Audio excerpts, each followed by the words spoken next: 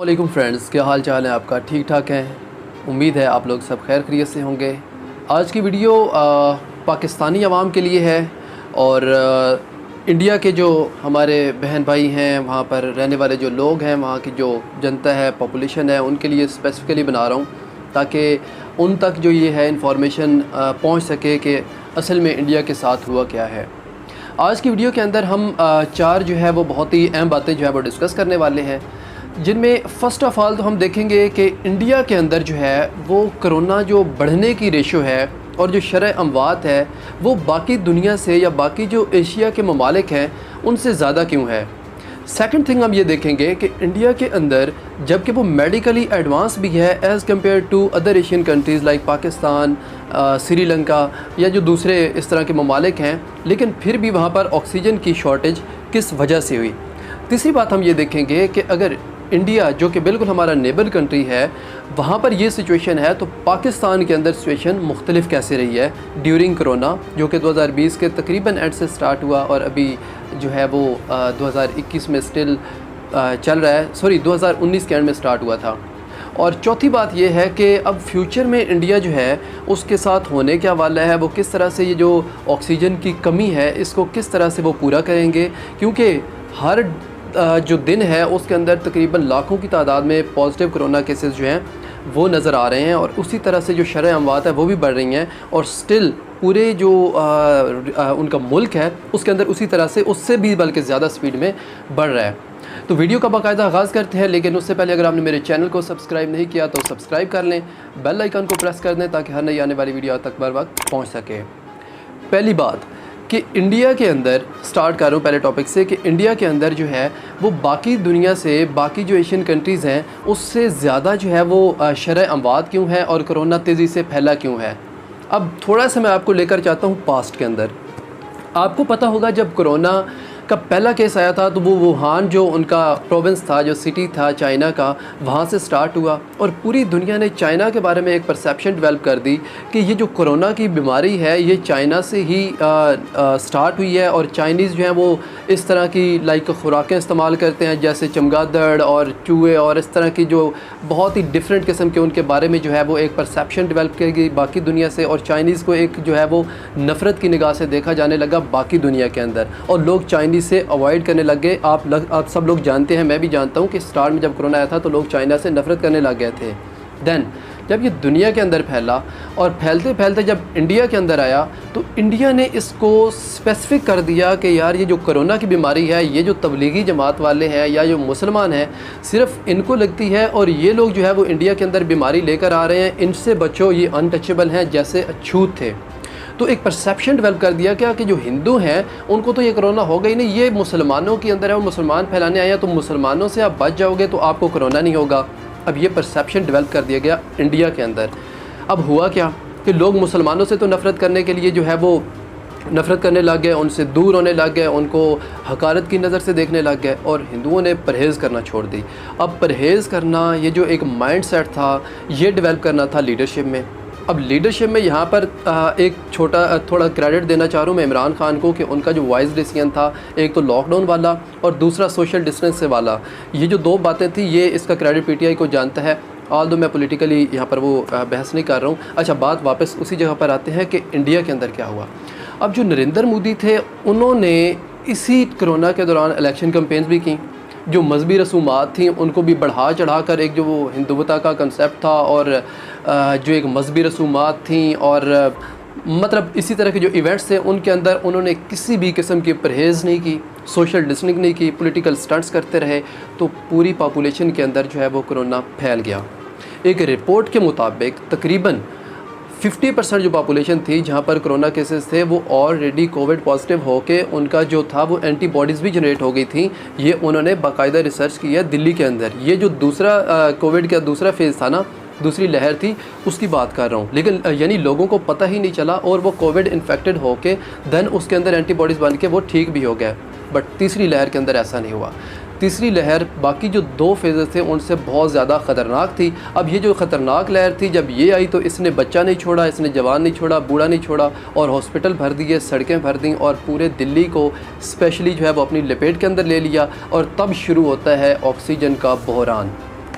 यहाँ से मैं आपको बताता हूँ दूसरी बात। अब ऑक्सीजन मेडिकली एडवांस्ड है इंडिया, मतलब एक सर्टन अमाउंट को अगर देखा जाए तो इंडिया के पास सफिशेंट ऑक्सीजन जो है वो प्रोड्यूस करने की सलाहियत थी, जिसके अंदर वो इंडस्ट्रियल ऑक्सीजन और जो मेडिकल ऑक्सीजन थी वो इतनी मिकदार में बना रहा था कि इंडिया के अंदर किसी भी हॉस्पिटल को कोई प्रॉब्लम नहीं होता था। बट कोरोना के अंदर क्या हुआ, अब डिमांड थी आपकी कम, ठीक है,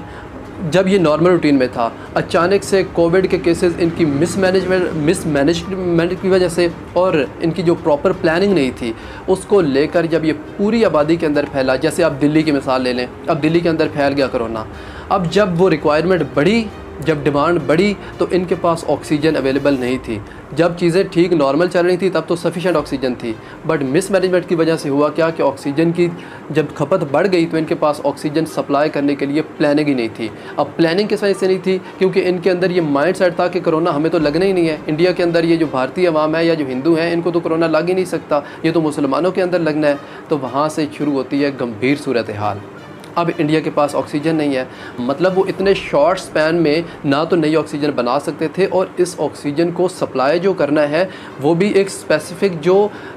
इनके कंटेनर्स होते हैं वहाँ पर आता है। ये इस तरह से नहीं है कि जिस तरह से मर्ज़ी जो है इसकी सप्लाई कर ली, ये प्रॉपर प्लानिंग के तहत जो है वो सप्लाई होती है और ये प्रोड्यूस भी तकरीबन दिल्ली से 1000 किलोमीटर की दूरी पर जो है वहाँ से ये सप्लाई हो रही है। अब इन्वॉल्व कर लिया रेलवे को और एयरफोर्स को, जिन्होंने कुछ सप्लाई बढ़ा दी, लेकिन स्टिल सिचुएशन उधर की उधर ही है। और वहाँ पर क्यों है, अभी तक भी जो इंडिया की पॉपुलेशन है, जो इंडिया की आवाम है, वो इस चीज़ को एडमिट ही नहीं कर रही थी कि भाई कोरोना नाम की कोई चीज़ है।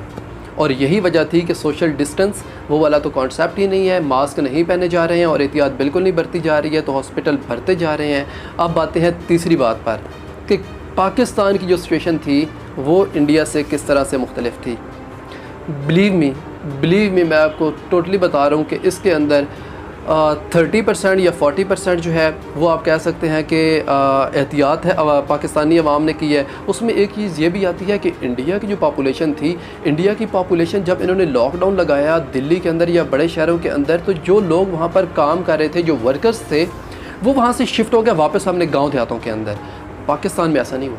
पाकिस्तान में क्या हुआ, पाकिस्तान के अंदर लॉकडाउन नहीं लगा। अब लॉकडाउन नहीं लगा तो लोगों की जॉब्स जो थी वो उस तरह से ख़त्म नहीं हुई, मतलब मज़दूर उधर का उधर ही रहा जहाँ पर वो काम कर रहा था, तो वहाँ पर वो वापस अपने गांव में नहीं पहुँचा। तो ये जो फेज़ चला था कि इंडिया के अंदर शहरों से माइग्रेट हुए गांव के अंदर, अब जैसे ही वो गांव के अंदर पहुँचे तो इंडिया के अंदर टोटली फैल गया कोरोना, कि शहरों के अंदर भी और गाँव के अंदर भी। पाकिस्तान में ऐसा नहीं हुआ। ये समझे कि एक अल्लाह ताला की तरफ से आप लोगों के ऊपर जो थी एक ख़ास करम था कि आप लोग बच गए, और एक इसके अंदर थोड़ा सा एहतियात भी थी कि पाकिस्तानी अवाम को देखा जाए तो इन्होंने as compare to Indian population जो है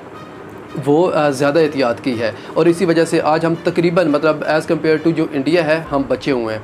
अब आते हैं चौथी बात पर कि फ़्यूचर क्या है इंडिया और पाकिस्तान का इसी सिचुएशन के अंदर। तो सर फ्यूचर आपके सामने है, इंडिया की एग्ज़ाम्पल आपके सामने है कि इंडिया को सप्लाई करने के लिए ऑक्सीजन दुनिया के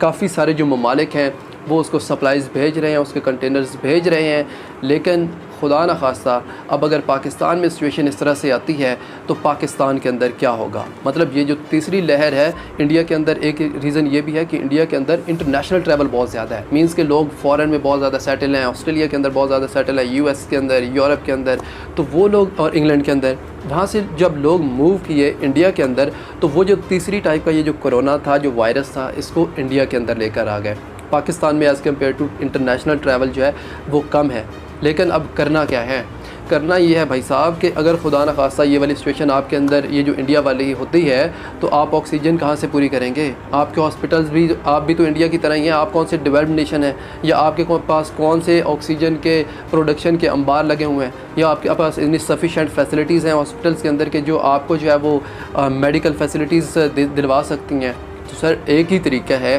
कि आप सोशल डिस्टेंस रखें, आप एहतियात करें, अपना जो है वो मास्क पहने या जिस तरह से भी हो सकता है इससे बचें। अपने जो सराउंडिंग्स हैं वहाँ पर जो इम्प्लीमेंटेशंस हैं इसके कोविड के अगेंस्ट जो स्टेप्स गवर्नमेंट लिए हुए उनको सपोर्ट करें, लॉ एंड ऑर्डर के जो सिचुएशंस हैं उनको सपोर्ट करें, तो तभी आप बच सकते हैं। कोई दूसरा इसमें चांस नहीं है, क्योंकि जो तीसरी टाइप का वायरस है अभी तक तो मीन्स कि ये बहुत ही डेंजरस किस्म का है और ये दिनों के अंदर जो है वो आपको मौत के घाट उतारता है, यानी आपको मुकम्मल कोलैप्स कर देता है। तभी तो इतनी ऑक्सीजन की खपत है, दूसरी लहर में तो ये बच गए।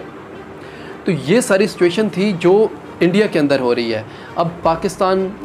ऑब्वियसली बात है कि आप जिस तरह से बच सकते हैं मैंने आपको बताया है, तो इंडिया अब किस तरह से बच सकता है कि अगेन सोशल डिस्टेंस रखेंगे तो जो कोई केसेस पॉजिटिव हैं वो तो है ही हैं, मान लिया कि ठीक है जनाब जो पॉजिटिव हो गया, लेकिन फ़र्दर उसके अंदर जो है वो ऐड अप ना करें, क्योंकि अगर आप इंडिया के लोगों फ़र्दर इसमें ऐड अप करते गए तो फिर तो एक चेन से चेन बनती जाएगी और ख़ुदा न खास्ता आपके लिए और भी सिचुएशन जो है वो गंभीर होती जाएगी। तो कितनी ऑक्सीजन जो है वो आपका जो मुल्क है वो तो ऑब्वियसली पहले ही मोदी साहब जो है वो मिस मैनेजमेंट की तो इंतहाई कर दी है, ना उनके पास कोई प्रॉपर प्लानिंग है और ना उनका कोई विजन है। उन्होंने पूरे मुल्क को जो है वो एक फंसा के एक सिचुएशन के अंदर रख दिया है कि अब भुगतो इस सारी जो सिचुएशन है। तो आप लोग खुद बचें, खुद एहतियात करें, क्योंकि हुकूमत आपको एक हद तक की सपोर्ट कर सकती है और स्पेशली जो डेवलपिंग कंट्रीज़ हैं लाइक पाकिस्तान एंड इंडिया, ये तो we can't afford even this kind of situation.